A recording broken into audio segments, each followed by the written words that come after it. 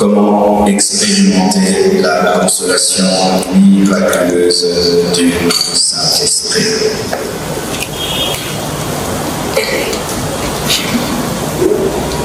Lorsque Jésus appelle le Saint-Esprit consolateur, qu'est-ce qu'il veut dire quand Jésus appelle le Saint-Esprit consolateur? Consolateur vient du mot grec paraklétos, qui veut dire celui qui console. Mais c'est bien, c'est parti. Celui qui console, celui qui assiste, celui qui défend, celui qui fortifie. En grec, quand on dit consolateur, c'est celui qui console, celui qui assiste, qui aide, celui qui défend et celui qui fortifie. Vous voyez déjà, si pour toi, consolateur, c'est seulement celui qui console, il y a encore celui qui assiste, celui qui défend et celui qui fortifie. Quand le Saint-Esprit vient te consoler, il vient te fortifier, il vient te défendre, il vient t'assister. Amen. Alors pourquoi, lorsque Jésus-Christ a parlé du Saint-Esprit à ses disciples, il a dit « Je vous enverrai le Saint-Esprit qui sera votre consolateur ». Pourquoi, lorsque Jésus-Christ a parlé du Saint-Esprit, il a parlé de lui comme étant un consolateur? Premièrement, c'est parce que Jésus savait que ses disciples allaient vivre une solitude physique, son absence physique. Il allait les manquer parce qu'ils étaient habitués à le voir, à le toucher, à manger avec lui. Et même s'il est mort, ressuscité, il est à la droite de Dieu le Père, ça allait les manquer, même s'ils savent que Jésus est ressuscité, il est à la droite de Dieu le Père. Physiquement, ça allait les manquer. Et le Saint-Esprit est venu pour combler cette solitude, ce vide qu'allait laisser l'absence physique de Jésus sur la terre, car Jésus est spirituellement sur la terre, mais physiquement, il n'est pas là. Donc, c'est le Saint-Esprit qui console l'Église de l'absence physique de Jésus. Amen. Aussi, il savait que les disciples allaient être persécutés. Il savait qu'après sa mort, sa résurrection, parce qu'il dit le futur, après la Pentecôte, l'Église va grandir et puis il y aura des persécutions.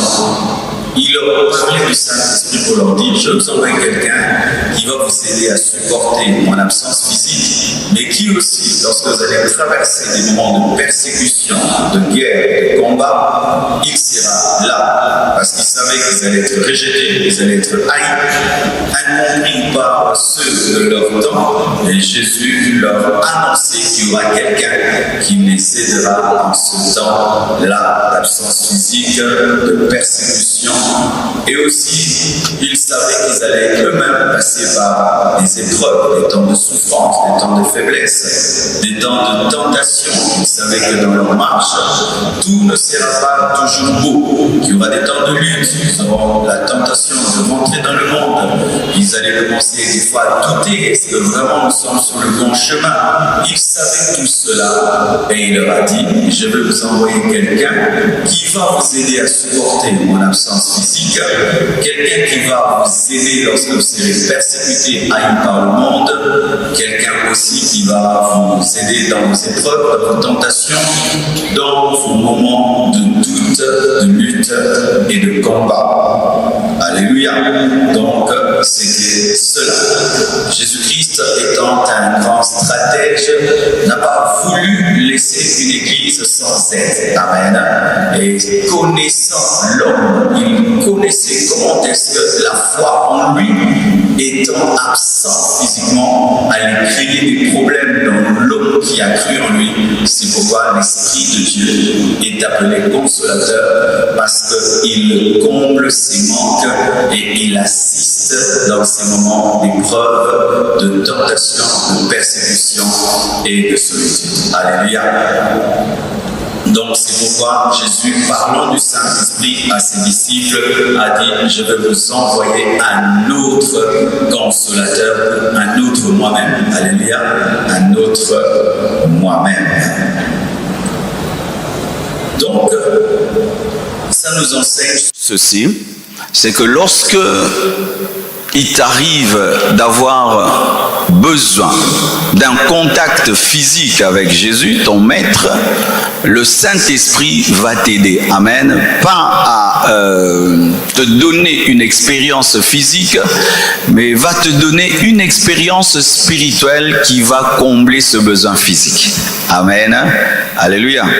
Alors nous voyons des gens qui, ne comprenant pas le rôle du Saint-Esprit, venu pour nous aider à être consolés de l'absence physique de Jésus, font des statues de Jésus, adorent des photos de Jésus. Lorsque tu as connu la consolation de l'Esprit par rapport à l'absence physique de Jésus, tu ne seras pas amené à adorer des photos ou à adorer des statues ou de représentations de Dieu, car la consolation du Saint-Esprit te permet d'être en paix avec un Dieu que tu ne vois pas. Alléluia.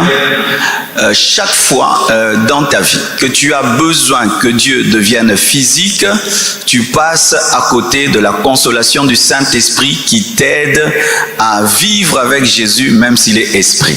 Chaque fois que tu as besoin des choses physiques palpables pour que tu croies en Dieu, sache que tu as un problème avec le consolateur Saint-Esprit, parce que lorsqu'il joue profondément son rôle en toi, tu n'as plus besoin de statues, de photos, tu n'as plus besoin des matériaux physiques pour être en paix, car la consolation que l'Esprit te donne est tellement profonde que tu n'as pas besoin d'une représentation. Amen. Jésus savait que les hommes ont toujours besoin d'un Dieu qu'ils touchent. Nous voyons dans la Bible, lorsqu'Israël a quitté l'Égypte et qu'ils ont été délivrés par un Dieu invisible, qu'ils ont vécu des miracles d'un Dieu invisible, qu'un Dieu invisible a fait pour eux des choses extraordinaires, mais malgré cela, ils ont voulu avoir un veau d'or. Au nom de l'Éternel, ils ont demandé à Aaron, le serviteur de Dieu, de leur donner un veau d'or parce qu'un Dieu spirituel invisible ne leur suffisait pas. Et aujourd'hui, même dans l'église, nous tombons dans ce piège. Vous allez voir maintenant, il y a des cannes, hein, la canne de puissance, le tissu pour prier, la bougie pour prier, l'huile pour prier, l'eau pour prier, le tapis pour prier, des statues pour prier, des bougies pour prier. En soi, c'est parce que les gens n'ont pas reçu le Saint-Esprit comme un consolateur qui les console d'un Dieu spirituel seulement, mais qui n'est pas palpable. Amen. Hein? Laisse-toi consoler par l'Esprit et tu n'auras pas besoin de tout ça. Amen. Tu n'auras pas besoin de tout ça. Amen. Aussi, Jésus, étant un maître honnête, n'a jamais dit à ses disciples que « Suivez-moi, on vous aimera. Suivez-moi, le monde sera toujours d'accord avec vous. Suivez-moi, Satan ne vous combattra jamais. » Jésus savait que ses disciples allaient être des persécutés. Jésus savait que ses disciples allaient être des éprouvés. Jésus savait que ses disciples allaient être des personnes très combattues sur la terre. C'est pourquoi il leur a promis, il leur a dit: vous ne serez pas seuls dans vos persécutions, vous ne serez pas seuls dans vos combats. Je vais envoyer quelqu'un qui va se battre avec vous, qui va vous soutenir et qui va vous aider. Chaque fois que tu traverses des moments de persécution, d'épreuve, sache que tu n'es jamais seul. Amen. Hein? Jamais seul. Même si tu ne ressens pas la présence de Dieu, même si tu ne ressens même pas le feu, il y a quelqu'un qui est venu spécialement sur la terre pour tes temps d'épreuve, tes temps de combat, tes temps de lutte, tes temps de découragement, tes temps de tentation, le Saint-Esprit. Amen. Et une puissance ne peut pas faire ça. Ce n'est qu'une personne qui peut te consoler de l'absence d'une autre personne. C'est pourquoi Jésus l'appelle un autre consolateur, parce que Jésus est le premier consolateur. Alléluia. Et un consolateur n'est remplacé valablement que par un autre consolateur, et une personne n'est remplacée valablement que par une autre personne. Ce qui fait que le Saint-Esprit ne peut pas être qu'une puissance, parce que Jésus n'est pas que puissance, Jésus est personne, et ce n'est qu'une personne qui console d'une personne. Alléluia. Vous comprenez ça? Amen. Donc, sachez que dans vos luttes, dans vos combats, dans vos persécutions, dans vos moments de solitude, il y a quelqu'un qui est venu spécialement sur la terre pour ça. Le Saint-Esprit. Acclamons le Saint-Esprit.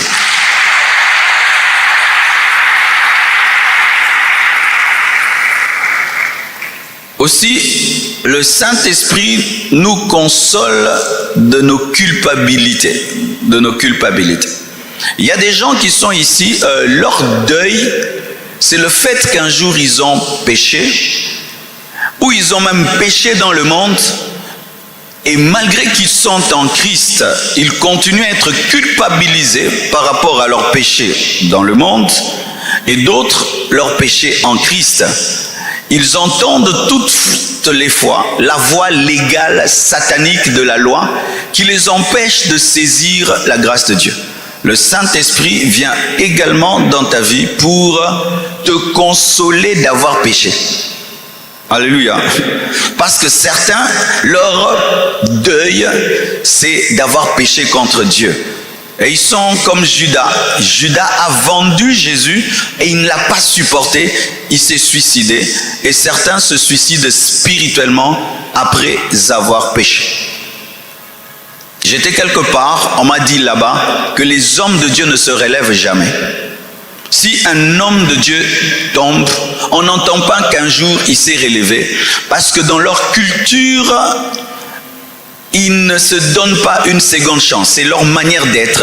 Là-bas, on ne pardonne pas et les gens ne se pardonnent pas. De sorte que lorsque quelqu'un commet une bêtise dans le ministère, lui-même se trouve indigne d'avoir une seconde occasion de servir Dieu. C'est dans la tête. Amen. Hein? Et tu peux être là aussi. Dans ta vie secrète avec Dieu, tu as commis quelque chose. Et malgré les pardons que tu as demandés à Dieu, une voix de culpabilité continue en toi. Sache que le Saint-Esprit est venu aussi te consoler d'avoir péché et te relever. Regardez nos enfants. Lorsqu'ils courent et puis ils tombent, qu'est-ce que nous faisons nous les parents? Tu cours vers lui et puis pendant qu'il pleure, tu souffles sur la plaie, tu dis ne pleure pas, hein, ne pleure pas, hein, ça va passer, hein, n'est-ce pas? Tu le consoles. Il est tombé, mais tu le consoles d'être tombé. Et le Saint-Esprit aussi te console d'être tombé, car si il ne te console pas d'être tombé, tu vas te culpabiliser et mourir culpabilisé. Judas n'a pas entendu la voix de l'Esprit pour saisir la grâce. Mais Pierre a entendu la voix de l'Esprit pour saisir la grâce. Alléluia. Certains, vous avez commis une grave erreur dans votre vie. Il m'arrivait quand j'étais païen et même dans ma marche avec Dieu, tu fais quelque chose et tu te rends compte que ce n'était pas une bonne décision. Des fois, tu as envie de te taper. Amen. Hein? Ça t'arrive. Hein? Tu te dis, mais comment? Tu as envie que la vie rentre en arrière et puis que tu fasses bien cette chose. Je vous ai raconté mon histoire. Une fois, j'habitais chez mon oncle et il avait mis ses pieds là. Il regardait la télé. Personne ne passait devant lui. Je ne sais pas pris par quelle rébellion là, j'ai sauté, enjambé ses pieds. Pourquoi? Parce que dans la maison, on le traitait comme un roi. Alors je voulais lui montrer qu'il n'est qu'un homme. Et là, alors j'ai voulu le briser. Imagine, toi, tu es un petit là, de 21 ans, tu veux briser quelqu'un dans sa propre maison. Et j'ai enjambé ses jambes. Et puis tout le monde m'a regardé comme un fou. Et moi-même, je me suis dit vraiment que j'étais fou. Comment je pouvais faire ça? Et tu sens que tu as envie de... Et ça fait que tu te reprends, Il faut que l'esprit te dise, tu l'as fait, c'est passé, tourne la page, continue la vie. Il faut entendre l'esprit par rapport à cela. Si tu n'es pas consolé de tes échecs, eh bien, sache que tu vas mourir dans l'échec. Tu dois entendre la voix de l'esprit te consoler de tes échecs. Vous comprenez ce que je suis en train de dire, hein? C'est une option autre, amen, hein, dans la dimension de la consolation, parce que nous pensons que l'Esprit de Dieu ne nous console que dans les deuils, parce que nous présentons souvent, le consolateur, quand tu as perdu un être cher. Le Saint-Esprit te console aussi de tes échecs. Tu peux prendre une mauvaise décision et puis qui te donne 10 ans de retard dans la vie. Et chaque fois dans ta vie, tu dis c'est parce que j'avais pris cette décision. C'est pourquoi l'Esprit de Dieu vient aussi te consoler de cet échec. Alléluia. Le Saint-Esprit également nous console plus que tout autre consolateur, parce que c'est un consolateur qui est en nous. Amen. Hein? Lui, il est en nous. Toutes les autres consolations que nous recevons sont extérieures. Quand tu as un deuil, les gens viennent, ils pleurent avec toi, ils pleurent, après ils partent. Ils t'accompagnent, tu enterres, après ils partent. Et même ceux qui dorment ne dorment pas éternellement à la maison. Ils font 30 jours, 40 jours, et puis ils partent. Ce qui fait qu'après le deuil, tout le monde est parti. Personne ne dort à la maison. Et d'ailleurs, c'est là que le vrai deuil commence. Et qui reste? C'est celui qui a la capacité d'être dehors et dedans, le Saint-Esprit. Alléluia. La consolation du Saint-Esprit est parfaite parce qu'elle provient de quelqu'un qui est dedans. Toutes les autres consolations ne peuvent être parfaites parce qu'elles sont extérieures. Alléluia.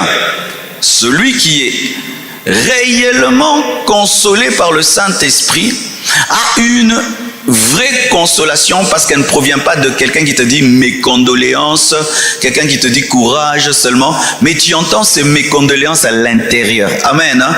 Et même tu peux l'entendre à 2 heures du matin, à 3 heures, parce que lui il est toujours là. Mes frères, prenez très au sérieux l'enseignement que je vous donne, parce que cette vie vous préparera, vous apportera des coups. Amen, hein? Cette vie. Alléluia. Chaque fois que je vois ma maman Anne-Marie, comment elle danse, elle chante ici. Peut-être vous, quand vous la voyez chanter, danser ici, vous trouvez que c'est normal. Moi, je sais que c'est un miracle. Un miracle, chaque fois que je la vois. Quand je vois maman Annie, un miracle. Maman Sylvie, un miracle. Un miracle. Frères et sœurs, c'est pourquoi j'aime les mercredis, parce que ce sont des cultes profonds et calmes où on enseigne des choses profondes de la vraie vie chrétienne. Lorsque vous êtes des chrétiens déconnectés de l'esprit, le jour que vous aurez un vrai choc de la vie, une vraie persécution, vous voyez ce que je vis ces derniers temps, des vrais combats, des vraies injustices, si tu n'as pas au-dedans de toi la capacité de te laisser consoler par le Saint-Esprit, quand je dis consoler, c'est aussi assister, fortifier, amen, hein? Ça te détruira, ça te détruira. Ça peut provenir d'un ami que tu aimes beaucoup, beaucoup, il meurt. Si tu n'as pas la consolation du Saint-Esprit, tu mourras avec lui. C'est-à-dire tu vas rester physiquement vivant, mais dedans, tu es fini. Il y a 2 personnes, 3 ou 4 relations qui ont failli détruire ma vie par leur départ. Tout d'abord, il y a l'homme de Dieu Nguyen Cham. Aujourd'hui, c'est une prédication un peu en mode témoignage. J'aurais besoin même de mon livre là, ici. C'est dans mon sac. Alors, Nguyen Cham, je l'ai rencontré à Matadi, j'étais allé prêcher. J'étais un jeune garçon de 21, 22, 23 ans peut-être, je ne sais plus. Et lui, c'était l'orateur principal de la convention à Matadi, l'église Bethel. Et moi, j'ai prêché déjà à la jeunesse. Et j'ai voulu rentrer à Kinshasa. On m'a dit, non, tu ne peux pas rester pour notre convention. On va recevoir Nguyen Cham. Ok, je suis allé à l'aéroport, on est allé le prendre.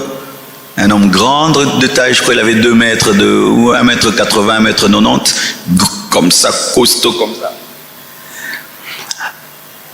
Mais cet homme-là, quand il prêchait, c'était extraordinaire. Il prêchait en lingala. Waouh! Je l'ai tellement aimé. On a prêché ensemble, je prêchais, il prêchait, et il m'appelait Preaching Machine, machine de prédication. Et on nous invitait beaucoup ensemble. On se retrouvait souvent dans beaucoup de conventions. Quand on se retrouvait, on disait « Ah, Marcelo, tu m'as encore suivi ici. » J'ai dit « Viens, je t'ai suivi. » Il a même prêché à la compassion ici. Un jour, il va en voyage missionnaire en Angola. Il meurt. Mes frères, je suis allé à son deuil. J'ai vu cet homme costaud-là, mis dans un cercueil.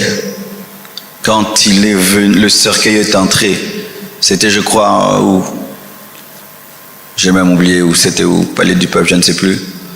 J'ai senti une onction terrible, comme si un roi était venu, mais c'était extraordinaire.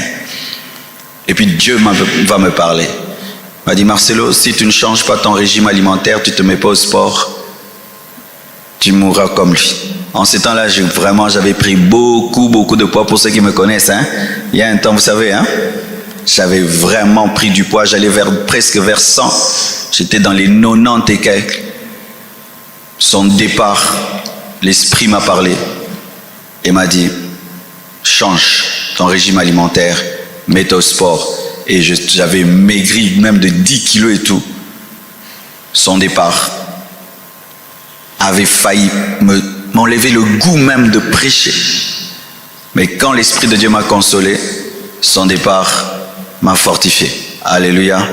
Et m'a donné la force de prendre une décision que je savais que je devais prendre depuis toujours, mais que je n'avais pas prise. Un jour aussi, un papa Vincent, l'époux de maman Sylvie qui est parti. Lui, c'était pas un fidèle pour moi, c'était un ami. On était tellement proches qu'il était un ami pour moi. Un ami alors. Je lui racontais tout ce que j'allais devenir dans notre petite église de Lemba. J'ai dit, Papa Vincent, moi Dieu m'a dit, je serai ça, je ferai ça, je ferai ça. Et il est venu me voir dire, ah, mais ce que tu m'as dit, c'est accompli. Un jour, il est parti. Non, c'était terrible pour moi. J'étais tellement choqué que j'avais oublié de boire de l'eau pendant, je crois, 2 semaines. J'ai oublié que l'eau existait. Et je suis tombé malade, infection urinaire. J'ai dit, comment j'ai attrapé ça? On m'a dit, ça fait beaucoup de temps que tu n'as plus bu l'eau. J'ai dit, au fait, l'eau existait encore. Et il avait toujours son coin, il s'asseyait. Quand je prêchais, je le regardais. Et tu imagines, tu viens, il n'est pas là. Chaque fois que je prêchais bien, il me disait, ah, c'était bien, c'était bien, c'était bien. Tu peux être même découragé. Et il fallait encore que le Saint-Esprit me console. Quand on dit consoler quelqu'un, que le Saint-Esprit te console, c'est pas seulement tu sens l'amour. Non, il t'enseigne. Amen. Je vais vous donner le verset, ne vous en faites pas. Il t'enseigne. Il devait me donner un enseignement pour que je le voie vivant au ciel. Jusqu'à présent, je sais qu'il est au ciel. Fallait que j'arrive que cette parole que je prêchais aux gens, qu'on va au paradis, il fallait que le Saint-Esprit me la prêche à moi-même. Parce que tu peux dire des choses, mais quand ça t'arrive, tu oublies. Il fallait qu'il me rappelle ce que Jésus avait dit. Amen. Hein? Et je me souviens aussi de Papa Moubenga, un papa très humble. Il s'était donné grave. Il avait une maladie, il ne nous disait pas. Il ne voulait pas déranger les gens. Il gardait ça pour lui. Et puis il est parti. Lui, c'était, je ne voulais même pas être à son deuil. Et je bénis Dieu, ça avait coïncidé avec un voyage que j'avais à l'étranger. Je me sentais incapable d'être à son deuil et de prêcher à son deuil et de l'enterrer. Je me sentais incapable. Au point où des fois j'appelle un papa de son nom ici à l'église des fois. On me dit non, c'est pas son nom. Et il fallait encore que l'Esprit m'enseigne. Frères et sœurs, quand on dit que le Saint-Esprit est un consolateur, ce n'est pas seulement celui qui nous fait ressentir la paix ou la joie, mais c'est celui qui te donne un enseignement qui te donne la paix. C'est pourquoi tu dois avoir la capacité d'être enseignable et d'entendre l'Esprit de Dieu enseigner. Beaucoup d'entre vous, jusqu'à présent, vous tremblez des douleurs et des souffrances parce que vous ne savez pas vous faire enseigner par le Saint-Esprit. Certains même, c'est une déception amoureuse.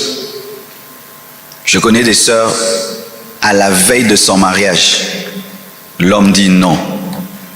Elle a déjà donné les invitations. Tout le monde est au courant. Comment tu auras encore le courage de regarder les gens si l'Esprit de Dieu ne t'enseigne pas que tu es une créature merveilleuse? Tu vas te prendre pour un déchet, tu vas te prendre pour une femme qui a vécu avec son mari et puis le mari divorce et va épouser une autre femme. Cette femme-là, si l'Esprit de Dieu ne te console pas de ce divorce, quand tu te regardes dans un miroir, tu vas penser que tu n'es rien. Alléluia. Il y a tellement de domaines de nos vies qui ont besoin de la consolation du Saint-Esprit. Alléluia. Acclamons le Seigneur.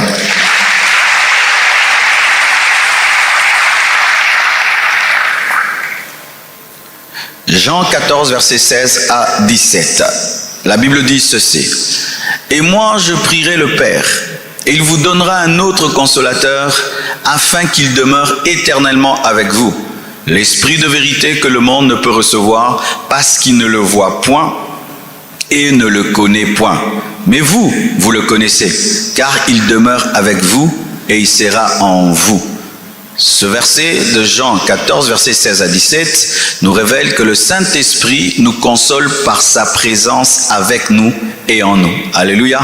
La présence de Dieu par le Saint-Esprit avec nous et en nous est une source de consolation. Lorsque tu as des épreuves, lorsque tu as un deuil, lorsque tu vis un rejet, lorsque tu vis une déception, recherche la plénitude de l'Esprit et ça va te guérir. Alléluia. Recherche seulement d'être rempli de l'Esprit, qui te remplit seulement, et tu seras étonné comment est-ce que ta plaie cicatrise.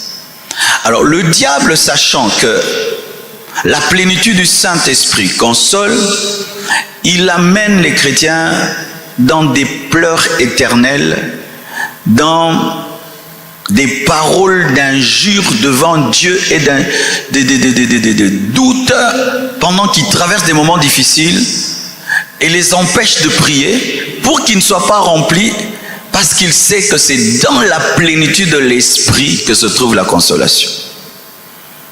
Quand tu pleures, quand tu agonises, quand tu souffres, va chercher seulement la plénitude de l'Esprit. Alléluia. Dis seulement, Saint-Esprit, j'ai mal, remplis-moi.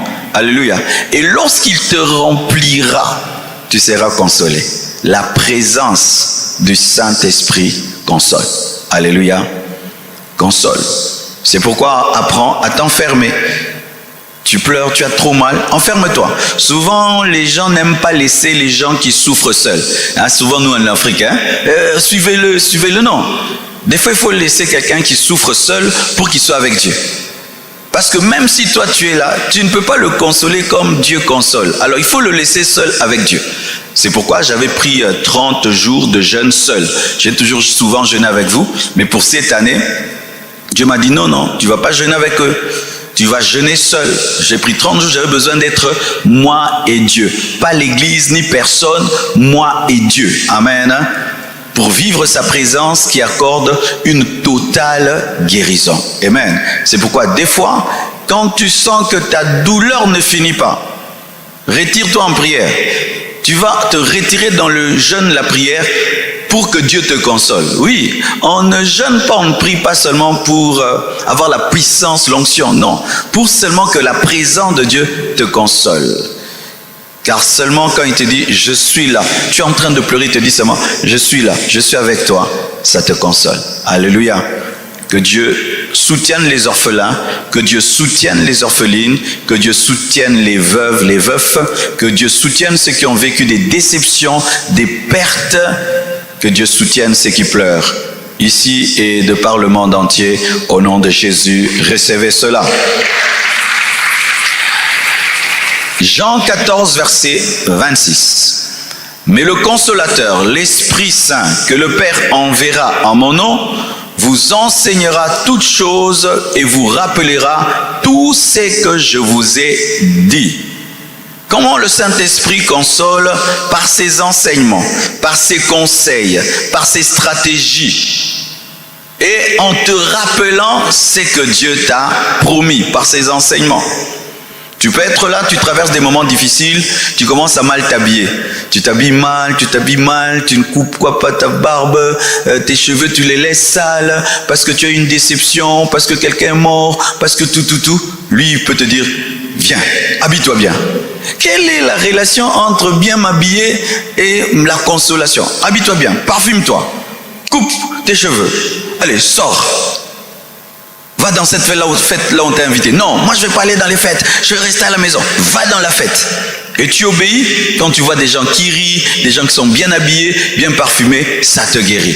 Tu ne seras pas guéri en étant dirigé par toi-même. Tu seras guéri en te laissant diriger par le Saint-Esprit, en te laissant enseigner par le Saint-Esprit, en te laissant consoler par le Saint-Esprit. C'est pourquoi vous allez voir, celui-ci sort vite de son deuil, l'autre demeure dans son deuil, parce que lui, il a écouté le docteur, mais l'autre n'a pas écouté. On peut être dans un même hôpital, celui-ci guérit, l'autre ne guérit pas, parce que celui-ci, lorsque le médecin lui dit, prends 3 comprimés, il prend, l'autre lui dit, prends les comprimés, il jette, vous ne serez pas guéri de la même manière. Alléluia. Je connais même des malades qui aiment être malades. Il aime tellement l'hôpital qu'il ne veut pas guérir et il ne guérira pas. Et il y a des gens qui aiment pleurer, ils aiment souffrir. Et il y a des gens comme ça, ils aiment souffrir. Quand ils souffrent, ça lui fait du bien. Non, il y a comment? Boni, passi.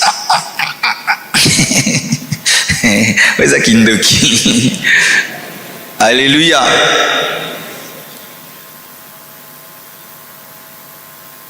Le Saint-Esprit nous console par ses enseignements, par ses conseils, par ses stratégies. Il peut te donner des stratégies. Moi, par exemple, il m'avait donné une stratégie. Je sortais le matin, je prenais mes baskets, mon jogging, je prenais mon casque, mes lunettes, mon chapeau. Je marchais. C'était à Barcelone.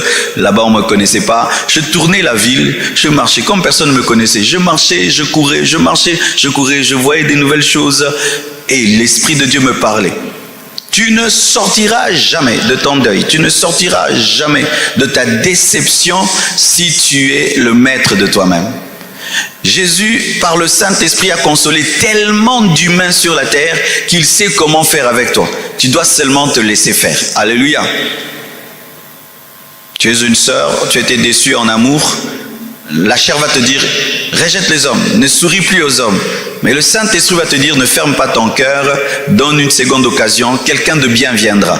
Alors si tu te laisses guérir, Dieu va te donner quelqu'un d'autre qui va te consoler. Mais si tu refuses, tu vas garder une mine tellement renfrognée et tu auras tellement de colère en toi que même la personne envoyée par Dieu aura peur de toi. C'est quand vous voyez des sœurs qui sont en éternelle colère contre celui-là qui est parti, ça fait 5 ans. Hein? Au Gardakanda. Alléluia. Mais si tu écoutes l'Esprit de Dieu, tu vas dire, ok, lui il est parti, il n'a pas connu ma valeur, mais Dieu m'enverra quelqu'un d'autre qui connaîtra ma valeur. Et puis tu seras comme quelqu'un qui n'a jamais été déçu et Dieu va te guérir rapidement. Mais si tu tombes dans le piège, mi balier, mets-toi à l'hôpital, mi bali. Alléluia. Que Dieu vous guérisse, hein? Que Dieu te guérisse. Mais tu dois faire ce que l'Esprit de Dieu te dit de faire. Moi, il me disait, mets la musique. Je prenais mon gros baffle comme ça, je mettais dans ma chambre très fort. Je mettais la musique. Parce que souvent, la tristesse mène vers les pleurs, mais l'Esprit mène vers la louange. Amen. Alors, je faisais quelque chose qui n'est pas naturel, et en faisant quelque chose de surnaturel, mon naturel a été guéri. Alléluia. Tu dois te laisser conduire par le stratège de la guérison. Alléluia. Jean 15, verset 26, la Bible dit, « Quand sera venu le consolateur que je vous enverrai de la part du Père, l'Esprit de vérité qui vient du Père, il rendra témoignage de moi. » Quelle est la relation entre la consolation et le témoignage que le Saint-Esprit donne de Jésus? C'est-à-dire, il vous amènera à ne pas vous concentrer sur votre douleur, mais à vous concentrer sur moi. Car celui qui se concentre sur sa douleur ne sort pas de la douleur, mais c'est celui qui se concentre sur Jésus et sur son œuvre qui sort de la douleur. C'est pourquoi les gens me disaient, Marcelo, arrête de prêcher, arrête de prêcher, arrête de prêcher, tu vas dire des bêtises. Non, il fallait que je prêche, que je prêche, que je prêche. Même si je veux dire quelque chose de pas bien aujourd'hui, demain je vais arranger. Et puis, plus je me concentrais sur Jésus, sur l'œuvre de Dieu et sur les enfants de Dieu, plus j'oubliais mes problèmes. Tu ne sortiras pas de tes problèmes en étant dans tes problèmes. Tu sortiras de tes problèmes en t'occupant des problèmes des autres et en te laissant remplir de la conscience de Jésus.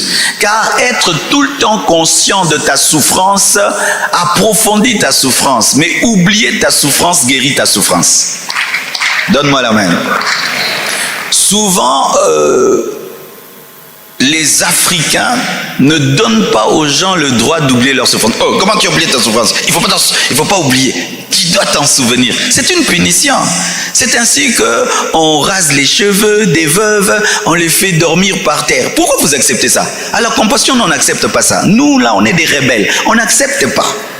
Ne vous laissez jamais couper les cheveux et ne dormez pas par terre sur le carreau. Comment? Toi, tu as déjà perdu quelqu'un et en plus tu dors sur le carreau. Toi, tu dois dormir sur un matelas. On doit te mettre la couverture. Mais c'est ça, non? Quelqu'un qui souffre, vous voulez encore le faire souffrir physiquement et vous acceptez ça. Et pourquoi on ne fait jamais ça aux veuves, seulement aux veuves? C'est l'injustice. C'est sûr que celui qui établit cette loi, c'est un homme, ce n'est pas une femme. Oui, beaucoup de coutumes africaines, ce sont les hommes égoïstes qui les ont établis. Oh, la femme ne mange jamais la tête du coq. Des gourmands qui ont établi cette loi-là pour que les femmes ne s'intéressent jamais à la tête du coq. Des trucs comme ça. Oh non, une femme, si elle perd son mari, il faudrait qu'elle puisse, qu'on la lave. Pourquoi on ne lave pas les veufs? Seulement les veuves. Hein? Pourquoi vous vous laissez laver? Nous, les chrétiens, on ne se laisse pas laver. Oh, donne-moi la main, hein?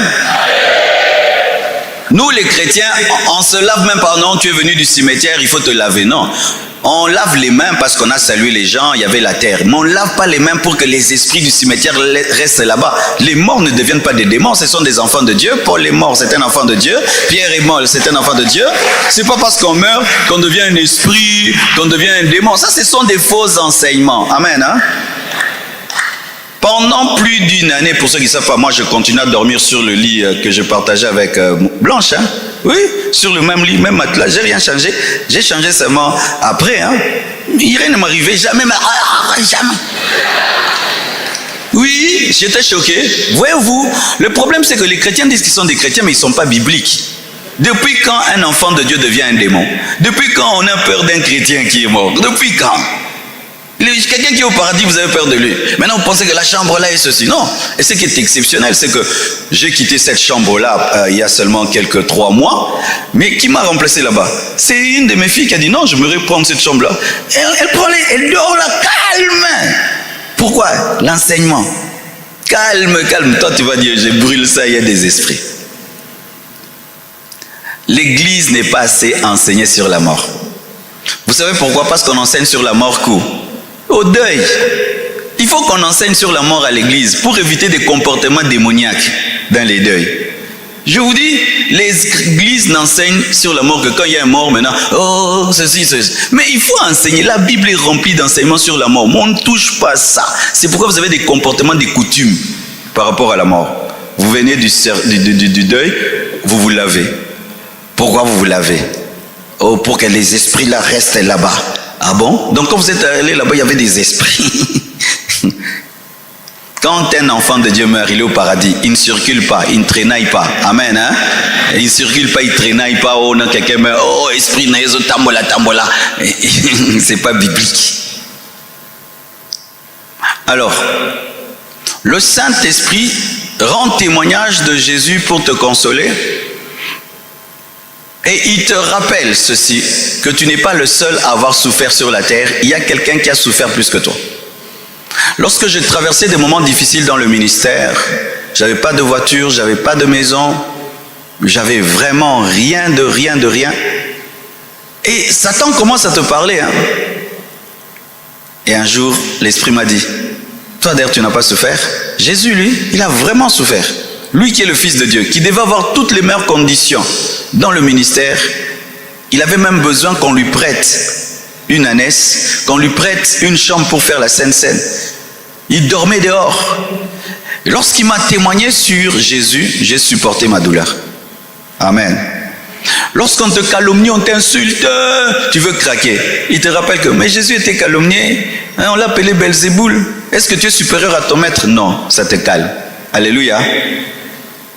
Lorsque tu sens que les gens ne t'aiment pas, tu peux être tellement blessé par le manque d'amour des humains. Mais quand le Saint-Esprit te témoigne que Jésus t'aime tellement et qu'il ne t'a pas aimé seulement en parole, il t'a aimé en action, il s'est réellement donné pour toi, ça te console. Même si on ne m'aime pas, mais Jésus m'aime. Laissez le Saint-Esprit vous témoigner sur Jésus et vous serez consolés. Alléluia. Laissez le Saint-Esprit vous concentrer sur Jésus, vous faire quitter votre personne et vous serez consolés. Tu es triste parce que tu es trop concentré sur ta vie. Mais le jour que tu seras concentré sur Jésus, sur son œuvre, alors la tristesse va te quitter. C'est pourquoi des fois on ne comprend pas les médecins. Un médecin peut être malade. Il va à l'hôpital, tellement qu'il y a des malades autour de lui, il oublie qu'il est malade. Le fait qu'il est concentré sur la maladie des autres, il oublie qu'il est malade. C'est pourquoi on pense que les médecins ne tombent jamais malades, mais c'est parce qu'il se dit, je n'ai pas le droit de tomber malade parce que je dois sauver des malades. Et lorsque tu te dis que, à quoi bon me concentrer sur moi alors que l'œuvre de Dieu a besoin de moi, tu guéris. C'est pourquoi les serviteurs de Dieu guérissent plus vite que ceux qui ne servent pas Dieu. Servir Dieu guérit plus vite parce que servir Dieu te concentre sur Jésus. Si tu ne fais rien pour Dieu, tu traverses des moments difficiles. Tu es seulement à la maison, tu es à la maison. Les pensées charnelles, démoniaques vont te remplir. Mais quand tu sers Dieu, j'ai une prédication à préparer, je dois prier, je dois régler ceci, je dois organiser cela. Le temps que je suis en train d'organiser les choses, pendant ce temps-là, j'oublie, n'est-ce pas? J'oublie. Et le fait que j'oublie, ça repose mon âme. Parce qu'une âme qui pense tout le temps à ses problèmes est fatiguée. Tu ne peux pas penser à tes problèmes, à tes douleurs 24 heures sur 24 heures. Ça épuise. C'est pourquoi la douleur fait vieillir les gens. Parce que tu es tout le temps là. Non, comment. Mais quand tu t'occupes des autres, tu oublies. Alléluia. Souvent, nous n'aimons pas oublier nos problèmes lorsque nous devenons des manipulateurs. Il y a des gens qui manipulent les autres par leur souffrance et par leur douleur. Comme tout le monde sait que tu souffres, et parce que tu souffres, les gens t'apportent de la compassion, tu n'aimerais pas sortir de cette souffrance-là, parce que ça fera que les gens n'auront plus compassion de toi. Mais sache ceci, tu n'as pas besoin de la compassion des gens pour vivre. Tu as le droit d'être heureux, tu as le droit d'être heureuse. Et souvent, j'ai remarqué que les veuves, souvent en Afrique, vraiment vous êtes maltraités comme pas possible. Et vous subissez trop. Parce que l'Africain ne permet pas à une veuve d'être heureuse. On te surveille. Si tu ris, comment tu peux rire? Ton mari est mort. Il faut pleurer. Maintenant, quand tu pleures, les chrétiens disent tu manques la foi. Tu pleures. Donc si tu pleures, tu manques la foi. Si tu ris, tu n'as pas aimé ton mari. Maintenant, tu fais quoi? Tu bègues. Et beaucoup vous béguez. Faites ce que l'Esprit de Dieu vous dit de faire. Point barre. Si vous suivez ce que les hommes font, ces mêmes personnes qui vous empêchent d'être heureuses, elles à leur tour vont profiter de la vie et être heureuses. Et vont te dire, mais pourquoi tu m'avais suivi? Soyez concentrés sur Jésus, pas sur vos problèmes. Un homme t'a aimé, il est parti. Arrête de regarder tout le temps ses photos. Amen. Hein? Concentre-toi sur Jésus. Et qu'on arrête de te rapporter sa vie. Ah, il a fait ceci, il a fait ceci. Ça va te détruire, ma sœur. Décide d'oublier et de tourner la page et te concentrer sur l'œuvre de Dieu. Alléluia. Vraiment, je vous assure. Ne cessez jamais de servir Dieu parce que vous souffrez. Ne cessez jamais de servir Dieu parce que votre âme a mal. Car c'est dans le service de Dieu que Dieu va vous guérir. C'est en servant Dieu, en servant les autres que Dieu vous servira. En vous concentrant sur Christ et en recevant de l'Esprit le témoignage de Christ pour vous que vous serez guéris. C'est pourquoi ta douleur ne doit jamais faire de toi un égoïste. Quand tu tombes dans l'égoïsme à cause de ta douleur, je souffre, ta douleur va s'approfondir. Mais quand tu dis, je ne suis pas le seul à souffrir, d'autres souffrent plus que moi. D'ailleurs, Jésus a souffert plus que moi. Du coup, ta guérison est rapide. Parce qu'il y a des gens, alors qui ont souffert 1000 fois plus que toi. Il y a des gens, je connais un garçon, il a perdu le même jour son père, sa mère et ses frères. Ils ont été brûlés dans la maison. Tu imagines ça, en un jour. Tu vois, du coup, ta souffrance devient petite. Hein? Quand seulement tu penses à ce frère-là, le même jour, papa, maman, frère et soeur brûlent. Ils avaient oublié de l'essence dans la maison, et puis ça a pris feu. Personne n'est sorti de là. Alors toi qui as perdu une personne seulement, toi qui as perdu un fiancé, toi qui as perdu une fiancée, toi qui as perdu un enfant, par rapport à lui, qui a perdu toute sa famille en un jour, qu'est-ce que tu diras? Alléluia. Toi peut-être tu as une souffrance physique, mais il y a quelqu'un d'autre. Il a une souffrance physique et il n'a pas d'argent. Il est malade, il n'a pas d'argent, il n'a pas d'amis, il n'a pas de soutien, il n'a pas de maison, il n'a rien. Il y a des gens comme ça. Vous savez qu'il y a des gens comme ça?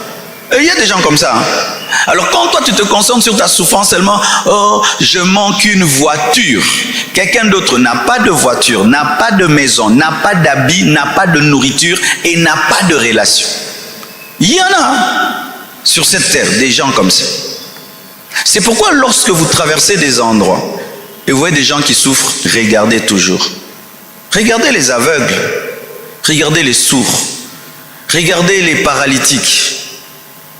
Une fois je suis allé au beach, j'ai vu des paralytiques qui transportaient des bagages pour des gens qui ont des mains et des pieds. Il n'a pas d'argent et il n'a pas de pieds. Et dans sa douleur, il doit transporter des choses alors qu'on devait prendre soin de lui. Il y a des gens qui souffrent plus que toi. Alors je te dis 10 fois plus que toi. 10 fois plus que toi. Tu n'es pas la seule personne à souffrir. Tu n'es pas la seule personne à avoir souffert pour Dieu. Ah oui, ça aussi. Parce que des fois aussi dans l'œuvre de Dieu, quand tu vis la persécution, tu vis des combats, tu commences à croire que tu es l'extraordinaire. Non, il y a des gens qui étaient décapités pour Dieu, sciés pour Dieu, torturés pour Dieu, jetés en prison. Pendant 10 ans, 20 ans, 30 ans, ils sont morts en prison pour Dieu. Et toi, un peu seulement, la famille te rejette. Mais tu es vivant, tu manges. Tu trouves que c'est grave. C'est pas grave. Il y a des gens qui ont souffert plus que toi. Amen. Amen. Est-ce que tu peux le dire avec moi? Il y a des gens qui souffrent plus que moi sur la terre. Vous le croyez vraiment, hein? C'est vraiment la vérité. C'est vraiment la vérité.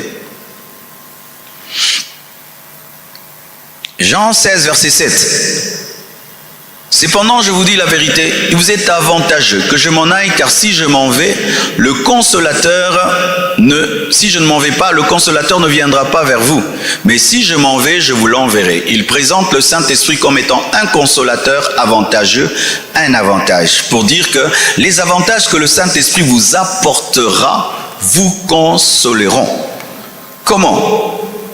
Parmi les avantages que le Saint-Esprit a apportés aux chrétiens, c'était la capacité de témoigner puissamment de Jésus, les dons spirituels. Et donc, les dons spirituels peuvent consoler. Comment les dons spirituels peuvent me consoler? Oh oui. Lorsque tu es malade et tu as des blessures et tu souffres, et l'Esprit de Dieu te donne un don de guérison, et tu pries pour un aveugle, il voit. Et cet aveugle se réjouit devant toi. Tu sais que sa joie va te guérir. Un jour, j'étais étonné, Bénin, dans sa croisade, il prie pour les gens témoignent. Je suis guéri, mon cœur est guéri, mon cœur est guéri, mon cœur est guéri, mon cœur est guéri. Et il continue à écouter les témoignages. Et puis à un certain moment, boum, il est tombé sous l'onction. Et puis quand il se relève, il dit, vous savez, j'avais aussi un problème avec mon cœur. Quand je priais pour les autres, ils étaient guéris. Je disais, Dieu et moi, et Dieu est moi, et Dieu est moi. Et je me réjouissais de leur guérison. Et Dieu m'a touché et Dieu m'a guéri. Lorsque tu deviens un canal des miracles et des prodiges pour les autres, ça te permet d'être consolé parce que tu sens que malgré ta douleur, tu es un instrument de Dieu et tu cesses de te concentrer sur tes difficultés, mais tu te concentres sur les résultats de l'onction de Dieu qui passe au travers de toi et la joie des autres devient ta joie. C'est quand on voyait quelqu'un qui n'a pas d'enfant, mais il est heureux pour l'enfant de l'autre. J'ai vu des femmes comme ça, elle élève les enfants des autres, elle en fait vraiment sa joie et elle est guérie. Pourquoi? Parce que le miracle de l'autre devient son miracle. Le Saint-Esprit aussi te console en te faisant entrer dans une dimension plus grande en Dieu. Parce que souvent, nous les hommes, nous pensons que Dieu va te guérir toujours en remplaçant la chose que tu as perdue. Mais Dieu, des fois, ne fait pas cela. Il te fait entrer dans une dimension que tu n'as jamais connue. Et cette dimension que tu n'as jamais connue te comble tellement que tes blessures sont guéries. Alléluia. Exemple, tu souffres pour quelque chose, et puis un jour Jésus t'apparaît. L'Esprit de Dieu te oint d'une onction extraordinaire, que cela te comble tellement d'être utilisé par Dieu à ce niveau-là, que tout d'un coup, la blessure causée par le vide n'est plus. Lorsque les apôtres ont commencé à être puissamment utilisés par le Saint-Esprit, des miracles et des prodiges et tout le reste, ils ont été consolés de l'absence physique de Jésus. Alléluia. Donc une dimension supérieure, un niveau plus élevé dans le service pour Dieu, un don spirituel peut aussi être une source de consolation. Alléluia. Ça dérange un peu notre pensée humaine parce que nous pensons que Dieu doit toujours appuyer là où on a mal, mais des fois Dieu peut appuyer ailleurs et ça guérit là où tu as mal. Amen. Acclame le Seigneur.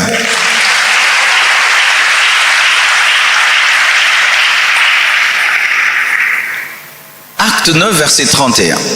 La Bible dit ceci.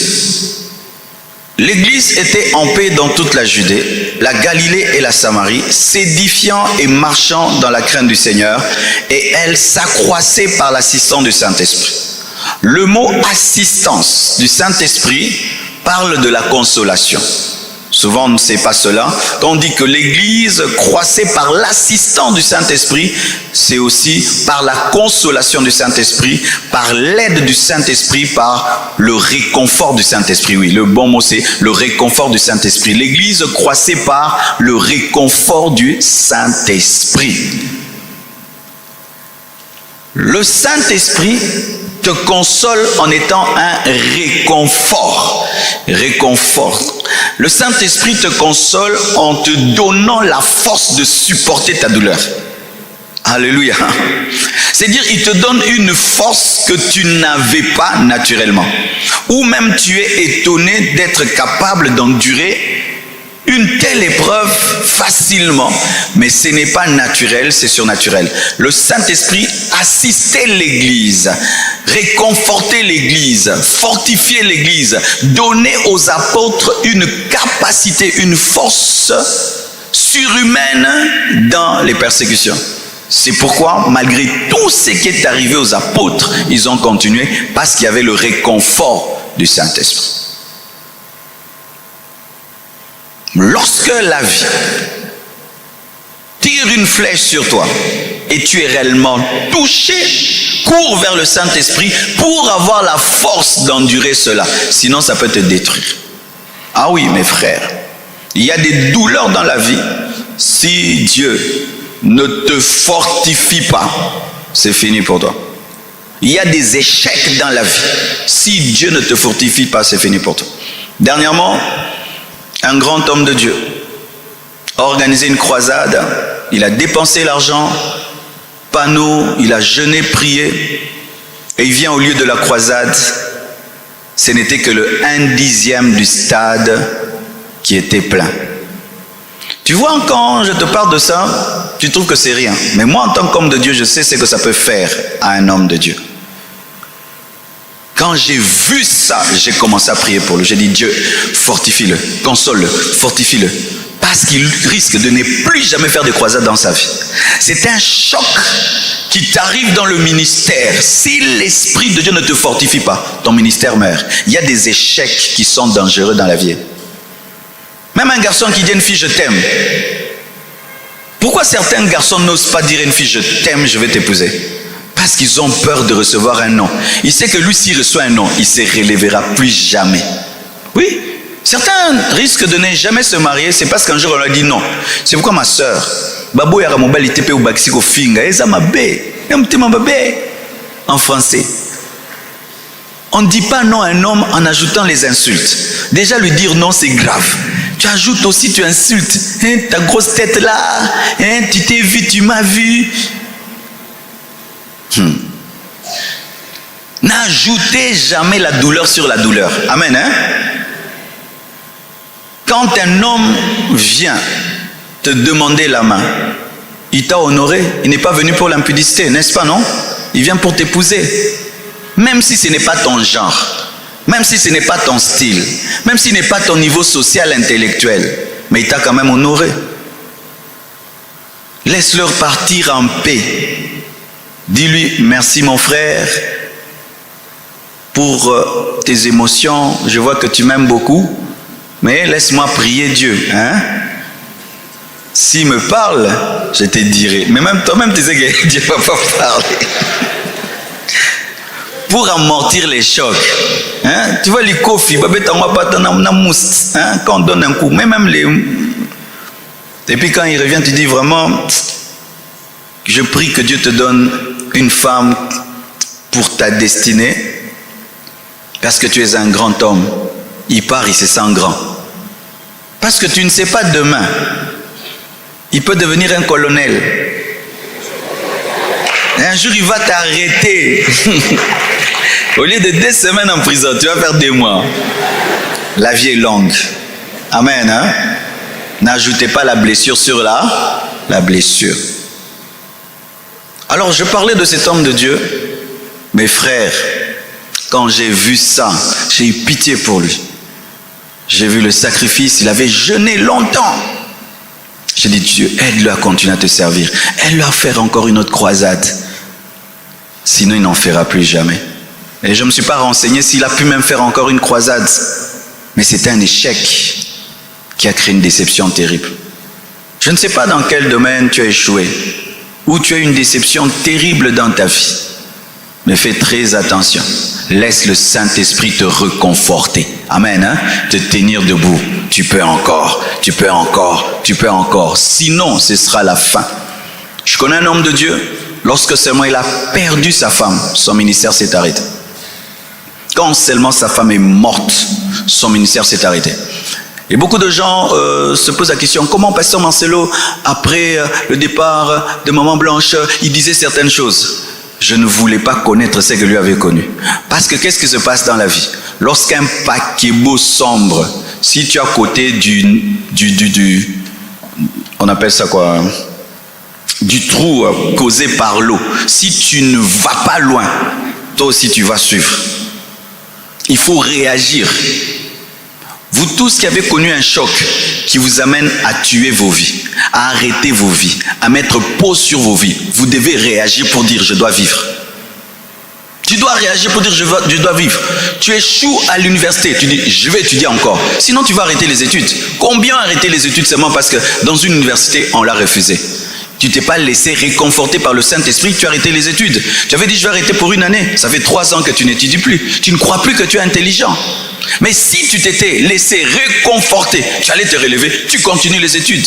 C'est pourquoi vous remarquez souvent, j'aime bien suivre des fois les cascadeurs, ceux qui utilisent des motos qui tournent, ceux qui utilisent des motos qui vont dans des forêts. J'ai remarqué que s'il tombe, qu'est-ce qu'il fait? Il prend encore la moto, il se relève. Vous savez pourquoi? Parce qu'il refuse que ce choc-là reste dans sa tête. Il risque de ne jamais plus toucher une moto.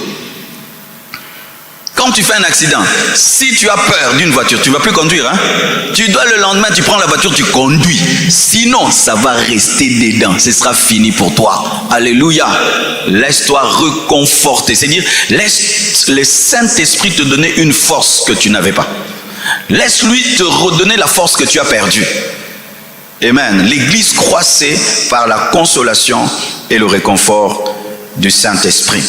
La consolation du Saint-Esprit est élevée au-dessus de celle des hommes parce que c'est une consolation qui est intérieure, permanente et qui est accordée par quelqu'un qui connaît tout, donc il sait où toucher, par quelqu'un qui est omniprésent, il t'accompagne partout, et par quelqu'un qui est omnipotent, c'est-à-dire il peut guérir toutes les blessures, parce que certains médecins ne guérissent pas tout, mais lui peut guérir toutes les blessures, et par quelqu'un qui est sage, parce que des fois, quand les autres souffrent, on manque souvent la sagesse de leur parler, mais lui aura toujours la sagesse de te parler.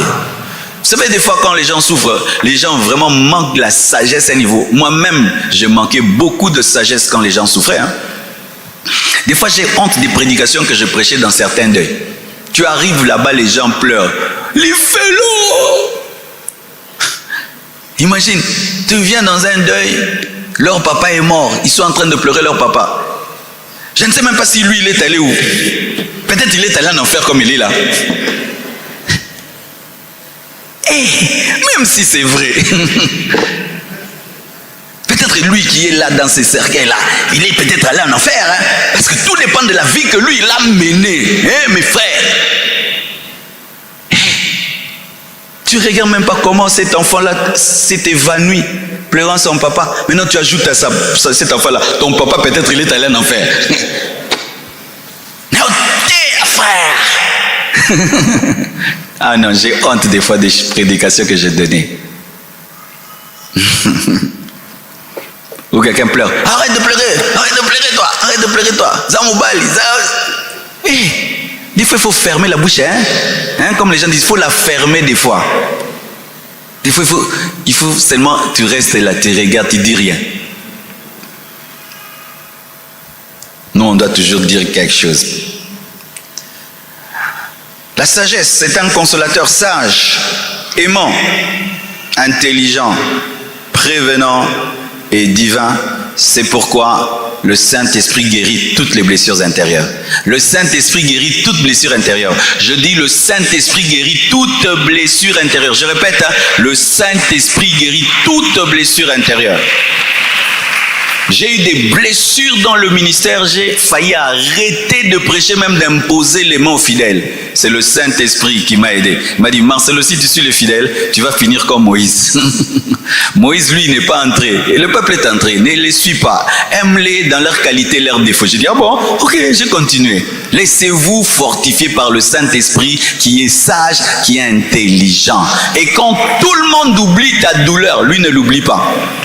Oh, donne-moi la main. Parce que tu sais, aujourd'hui avec l'esprit des réseaux sociaux, les douleurs des autres deviennent comme un buzz pour nous. Et souvent les buzz font 1 semaine, 2 semaines. Les gens se concentrent sur ta douleur pendant 2 semaines. C'est le buzz.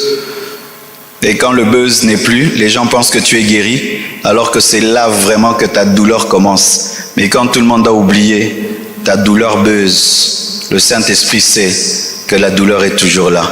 Et lui n'est pas dans le buzz, lui reste là avec toi.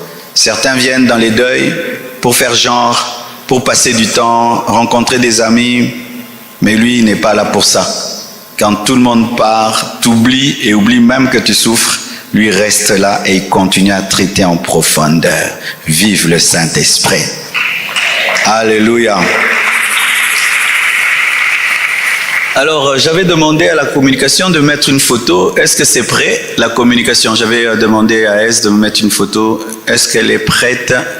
Vous voyez ma photo là? Cette photo, même moi-même quand je me vois, je ne me reconnais pas. C'est ce que la souffrance, la douleur peut faire dans la vie de quelqu'un. Lorsque maman Blanche est partie, voici l'état dans lequel j'étais. On croirait que j'ai même 60 ans. Hein? J'avais maigri. J'avais envie seulement que Jésus me prenne aussi et tout. J'étais dans cet état-là. Mais regardez comment je suis maintenant. Alors,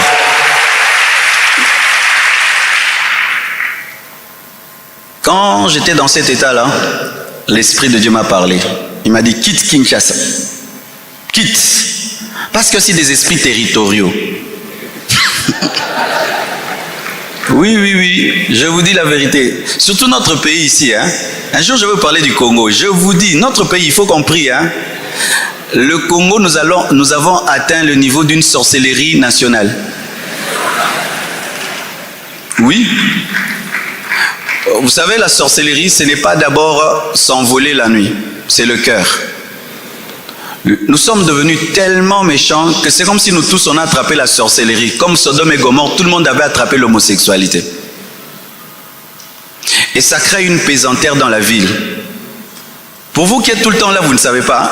Toi, tu viens d'arriver, non? Tu viens de l'Angola. Tu sens, non? Tu sens. Quand on voyage, on revient. Il y a quelque chose au Congo, à Kinshasa, ce n'est plus normal. Il y a un truc là. Les cœurs sont devenus tellement méchants que la sorcellerie est devenue charnelle. Regardez quand quelqu'un tombe là, on rit, on passe, hein? Vrai ou faux? Est-ce que la souffrance des gens nous touche encore? C'est quel cœur qu'on a atteint? Alors, remettez ma photo. Alors, quand j'étais dans cet état-là, l'Esprit de Dieu m'a dit, bouge, voyage, écoutez l'Esprit.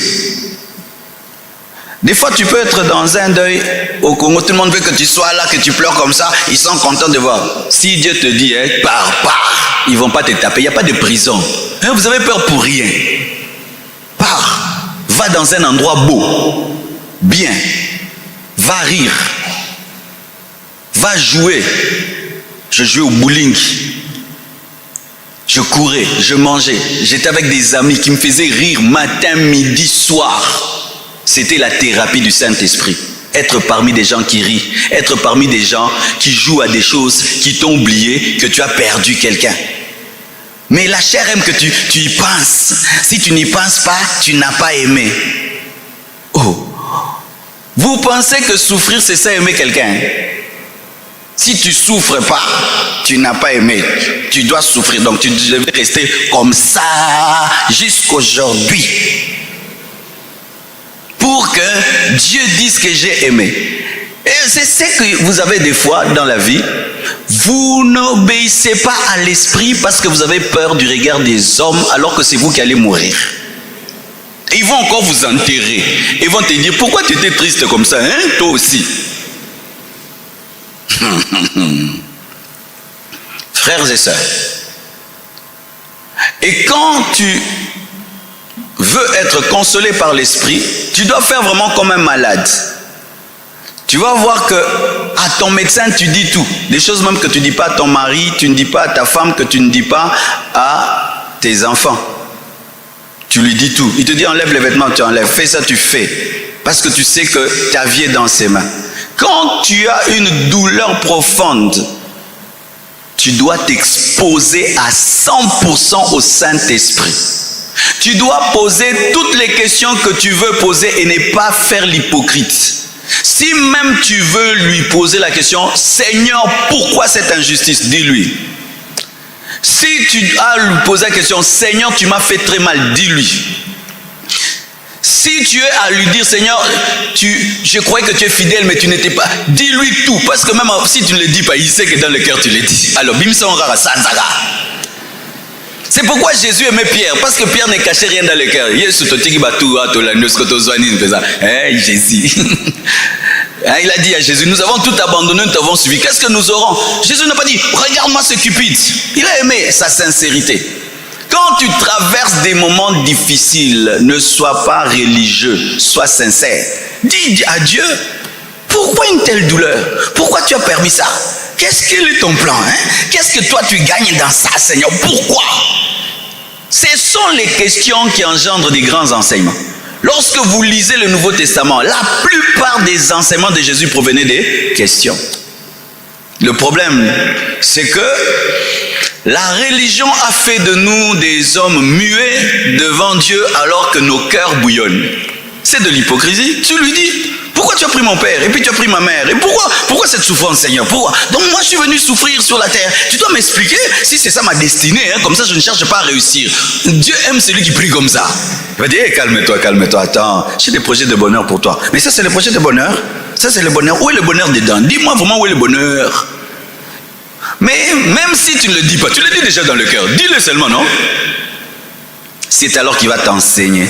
Lis tel passage, regarde ceci, regarde cela, regarde ceci, regarde cela.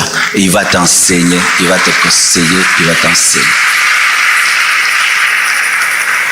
Alors,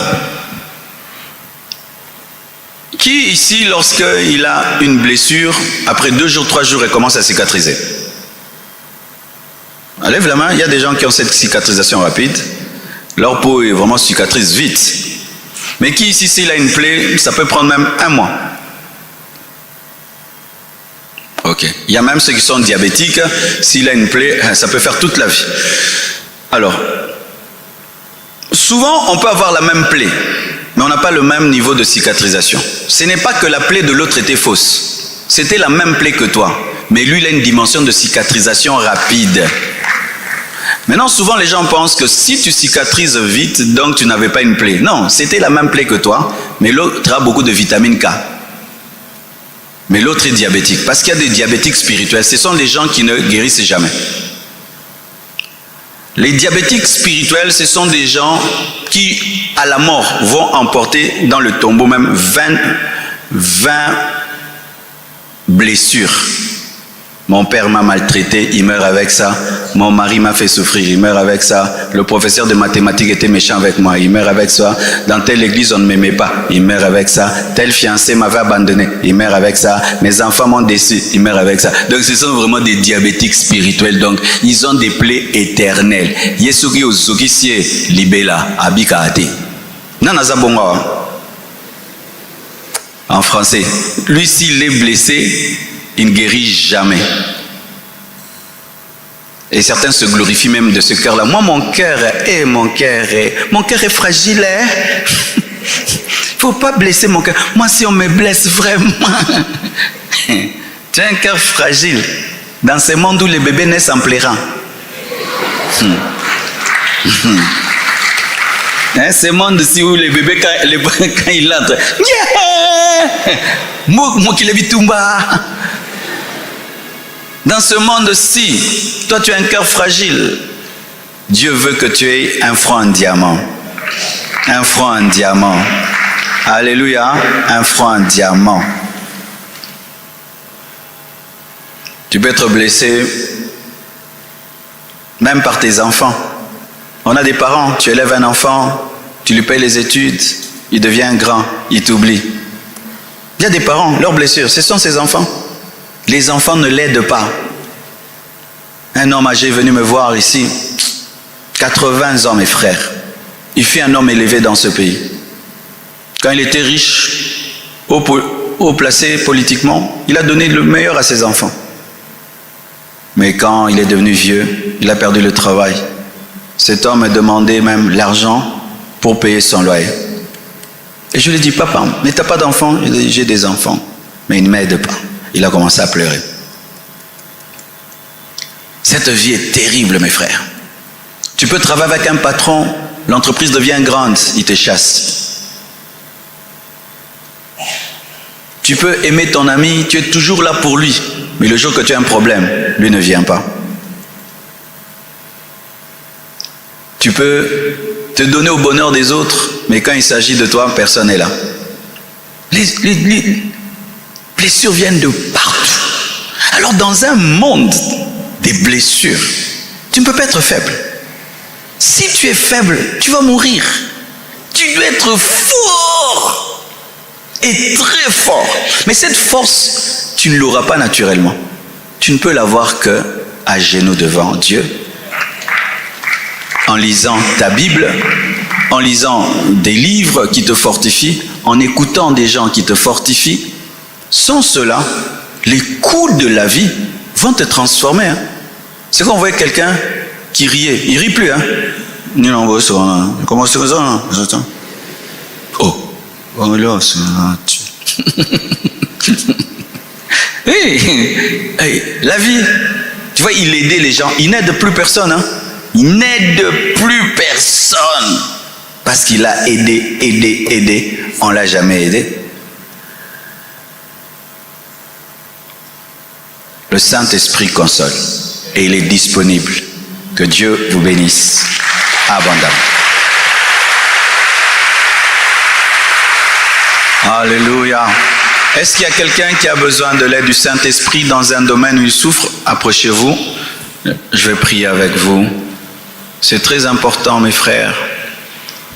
Je me souviens, David Isé était venu à Barcelone avec son groupe, il est venu me voir. Il a dit, Dieu m'a dit seulement de venir te visiter. Il a quitté Paris, il est venu à Barcelone, il dit qu'on adore seulement Dieu ensemble. J'ai dit, ah, ok. On a mis des chaises, guitare, piano, je crois. Il a commencé à chanter.